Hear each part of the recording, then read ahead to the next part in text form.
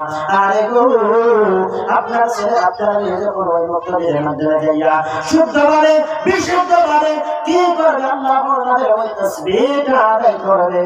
তাসবিহ যখন পড়বে বিসমিল্লাহির রহমানির রহিম, আমার আল্লাহ সেই আপনার ছেলে সেই আপনার মেয়ের জিন্দেগির সমস্ত গুনাহ খাতা কি করে দিলেন, আল্লাহ মাফ করিয়া দিলেন। যে কারণে সুবহানাল্লাহ দ্বিতীয়বার যখন বলে আপনি বারবার গুনাহ খাতা মাফ করে দিলেন।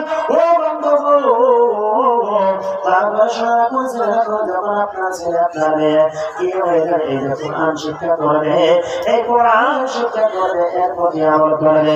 আপনি মা বাবা তাই কঠিন ময়দানে মাসরে কিরকম ভাবে সেই কথাটা বুঝেছি সেদিকে যাব না।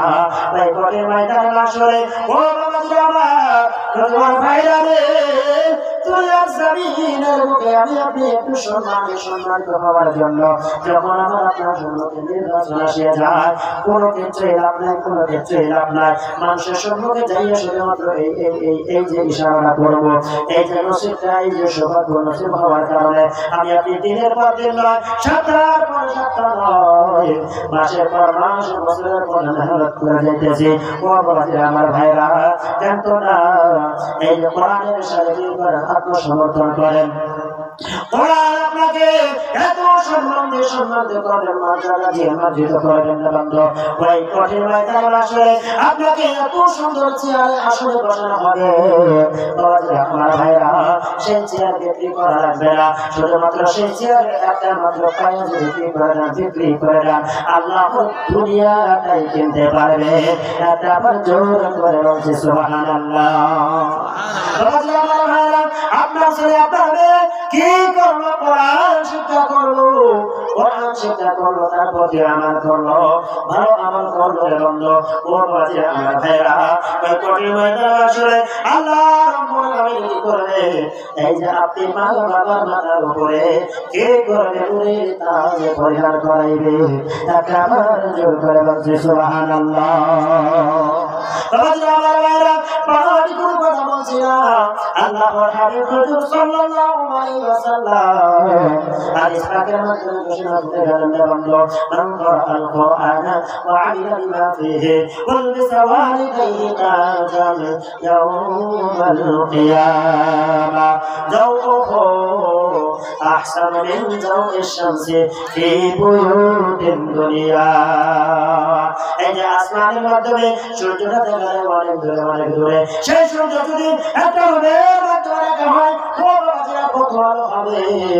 আমি সংকীর্ণ করে বুঝাইতেছি বন্ধ, এই যে কঠিন ময়দানে আসলে মা বাবা যে ছেলেটা কোরআন শিখলো তার প্রতি আমল করলো, ওই ছেলের মা বাবাকে নূরের তাজ পরিধান করানো হবে। ওই সূর্যটা যদি একটা রূপের মাধ্যমে রাখা হয় যত ভালো হবে।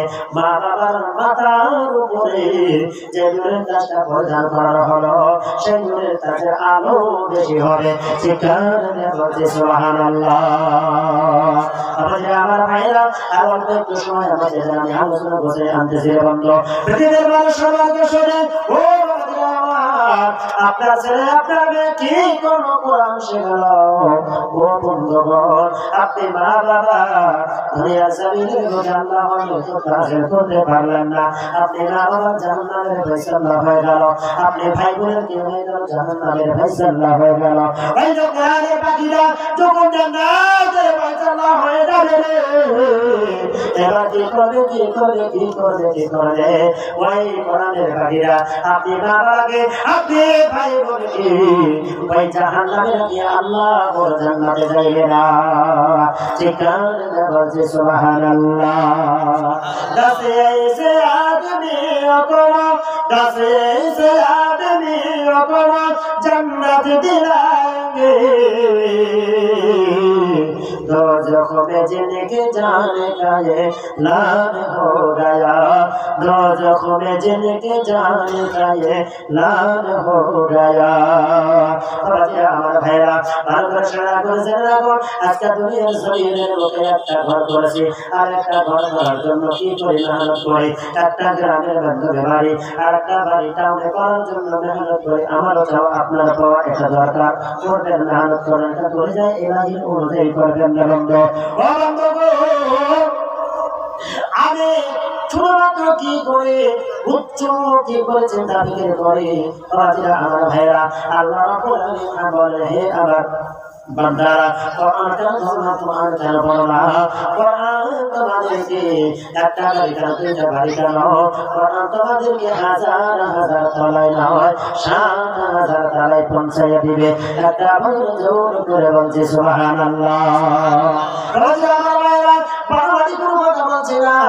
আল্লাহ হাবিব হুজুর সাল্লাল্লাহু আলাইহি ওয়াসাল্লাম হাদিস পাকের মাধ্যমে ঘোষণা করে গেলেন يقرأ والترتيل كما كنت ترتل في الدنيا فإن منزلك عند آخر آية تقرأها الله হাবিব বলেন ওই কোরআনের পাখিদেরকে ওই কঠিন ময়দানে মাশরে ঢাকা হবে বাশারতা হবে দুনিয়ার জমিনের মুখে ওই যে ছোট ছোট পরিবার টুকরানো নয়নের মনিরা যেমন কি করতো ওই ঠান্ডার মধ্যে মুখে আসতো মুখে আসে কোরআন পড়তো কোরআনের ফাতিহা হতো ওই কঠিন ময়দানে মাশরে আল্লাহ রাব্বুল আলামিন হাবিব কি করলেন বাশারত দিলেন যেরকম ভাবে দুনিয়ার জমিনের মুখে মসজিদে যাইয়া মাদ্রাসায় যাইয়া মুখে যাইয়া আল্লাহর কিতাব আল কোরআন তেলাওয়াত করেছো এরকম ভাবে তেলাওয়াত করো এক একটা করে আয়াত তোমরা তেলাওয়াত করো আর এক একটা করে সাথ তোমরা অবলম্বন করো এক একটা করে সাথ তোমরা অবলম্বন করো একটা সাথ আরেকটা আয়াত পড়ো এরকম ভাবে ৬,৬৬৬ আয়াত পড়ো এবং কি আল্লাহর জান্নাতের মাধ্যমে ৬,৬৬৬ নম্বর তারা ফেরাতে তোমরা উঠিয়া যাও ও বাবাজিরা আমার ভাইরা এই যে ৬,৬৬৬ নম্বর তারায় পৌঁছে যাবে আমার আল্লাহ সেই ব্যক্তিকে কি করবেন সেই বিল্ডিং সেই ক্লাসে দান করে দিবেন চিৎকার দিয়ে বলছি সুবহানাল্লাহ আল্লাহ আমার হাবিব বলেন হে আমার উম্মতেরা গো ৭ তালা জান্নাতে থাকতে চাও তার কোরআন কেন না কোরআন কেন পড়ো না কোরআন তোমাদেরকে কি করে দিবে ৭,০০০ তালায় পৌঁছাইয়া দিবে বাবাজিরা আমার ভাইরা আল্লাহ একটা কথা আমি আপনাদের কাছে হারিয়ে দিয়ে আমি আলোচনা করে আনছি বন্ধু আজকে আমি সাথে বলেছিলাম আপনি ইন্তেজাম করলেন যদিও আমাকে ওই জনসর দিয়ে দাওয়াত করিয়া কি করলেন দাওয়াত করলেন হুজুর ও হুজুর আমার বাবা ইন্তেকাল করেছে হুজুর গো আমার দাদা ইন্তেকাল করেছে ও হুজুর কি করে দাম দোয়া করে দেন আমি সাথে বলেছিলাম দোয়া করবো আমার চোখে পানি আসলো কি আসলো এই বস্তুটা কেন দিলে বন্ধু ও বন্ধু গো ও আপনার একটা ছেলে একটা মেয়ে যদি আপনি কোরআনের হাফেজ বানিয়ে যেতে পারেন একটা ছেলেকে একটা মেয়েকে যদি কি করতে পারেন আলিম আলিমা বানিয়ে যেতে পারেন আপনার বানিয়ে যখন ওই মহান আল্লাহর দরবারে দুনিয়া হাত তুলে দোয়া করবে বন্ধু আপনারা উচ্চারণের সঙ্গে সঙ্গে ওই আপনার ছেলে আপনার মেয়ের চোখে পানি পানি হয়ে আসলে আমার ভাইরা এই কোটির ময়দান আসলে কি করবে আমার আল্লাহ আপনার ছেলে এই যে দোয়া করলো এই দোয়া কবুল করে দেবেন আমার আল্লাহ আপনি মা বাবাকে নাজাত করিয়া দিবেন চিৎকার দিয়ে বলছি সুবহানাল্লাহ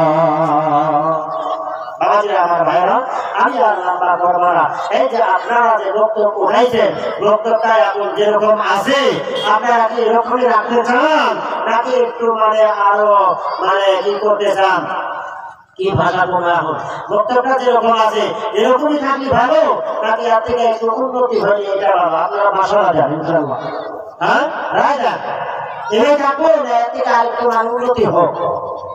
উন্নতি হোক এটা তো তাই নাকি বাবাজি আমার ভাইরা আলোচনা অনেক করলাম আমি কিন্তু লাইন কাটা একটা আলোচনাও করি নাই বাবাজি আমার ভাইরা আজকে আপনাদের জায়গার বক্তব্য এই বক্তব্য আমি মুসাফির আপনাদের কাছে দুটা কথা আমি আজকে রাখবো আপনারা মানবেন তো ইনশাআল্লাহ এটা আর যেটা আমি পকড়ে করে নিয়ে যাবো না, আপনাদের জন্য রেখে দেবো ইনশাল্লাহ। মানবেন তো ইনশাল্লাহ? মানবেন?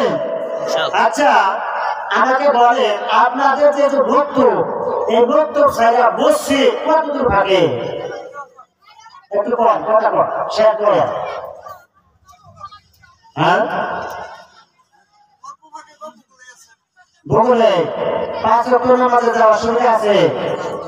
আছে বাবাজি আমার ভাইরা, সুবিধা যদি আছে তো দেখো আর এই ব্যাপারে আর কথা বলার ওরকম অধিকার নাই। তাহলে আমি যে আলোচনাটা করলাম সে আলোচনা অনুযায়ী আমরা আমল করবো ইনশাআল্লাহ।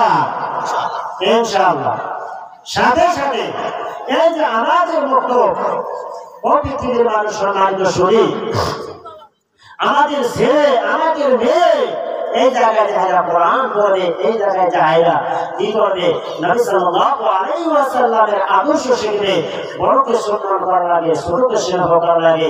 আমার বোন আমির ভাই, এই যে আদব কায়দাগুলা আমরা বাবা চাচা ভাই বোন যারা সামনে পড়বে তাদেরকে সালাম করা লাগবে, তাদেরকে আদব করা লাগবে। এই যে আদব সম্মান যে শিক্ষা দিবে, এই যে একটা প্রতিষ্ঠান আপনারা করেছেন, এটা উন্নতি আমার আপনার মানে কামনা করা এটা অনিবার্য জরুরি।